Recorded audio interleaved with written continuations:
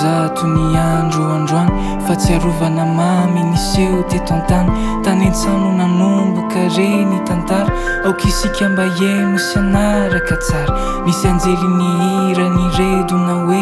alleloia hosana hosana hosana mandehana vangio fa voateraka ry lay mpanjaka lehibe atao hoe Kristy dia nanaingy ireo mpiaraka andro ravanandre tonga taoko ny magy efa lina elabe indro zaza matory ao anaty lovia fihinanany ombo tokotso sefa sy mari dia niondrika ny olo nafanitsoka azy dia nanolotrakado tsikado azy sokohira sikalo fizay nombay joyeux anniversaire Jesosy tomponay Arabaninao Jesosy tonga soinao Jesosy nateraka anao dia tonga nofody ravony fody dia misosy lalalala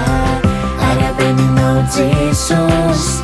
tonga soinao Jesosy irairaiky alohanao anandratranao maraina vavao sy lalalala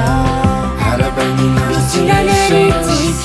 tonga soinao Jesosy nateraka anao dia tonga nofody ravony fody dia misosy lalalala arabaninao Jesosy tonga soinao Jesosy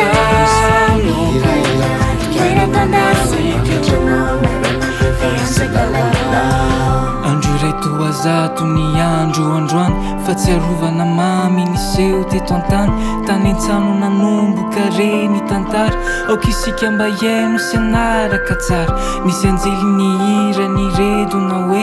alleloia hosana hosana hosana mandehana vangio fa voateraka ry lay mpanjaka lehibe atao hoe Kristy dia nanaingy ireo mpiaraka andro ravanandre tonga taoko ny magy efa lina elabe indro zaza matory ao anaty lovia fihinanany ombo takotso sefa sy mari dia niondrika ny olo nafanitsoka azy dia nanolotrakado tsikado azy sakohira sikalo fizay nombay joyeux anniversaire Jesosy tomponay arabaninao Jesosy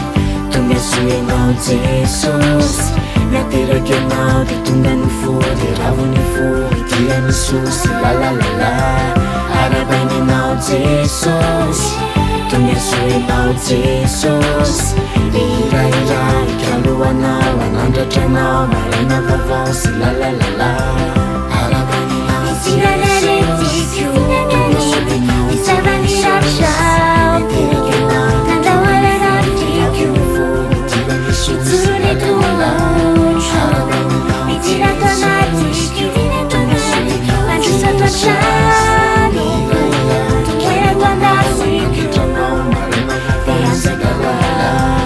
arabaninao Jesosy tonga soinao Jesosy